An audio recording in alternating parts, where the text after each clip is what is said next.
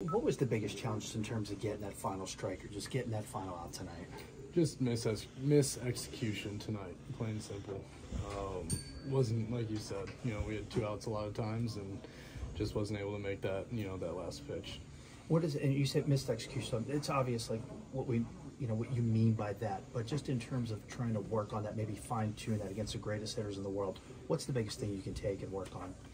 I think it's just, keeping that trust in myself, the stuff is really good. We just need to be able to put it in the location we want to and, kind of free myself up in those counts. Like, I feel like I get real stiff and rigid, to 2 strikes to really try and execute rather than just throw the crap out of it. Whereas, till 2 strikes, I'm just like, hey, man, here's my best stuff. And then, ultimately that's going to be a separator for me once I'm able to do that. And then, I think we're going to have a lot better result. I was going to say, how much can you, it seems like you're pretty good at identifying what potential issue may be. I mean, how much do you think that can propel you once you maybe overcome that?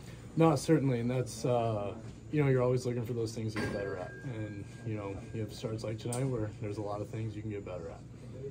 How do you sort of remind yourself to try and relax on the mound and not press when you find yourself in those situations where you can get 2 strikes?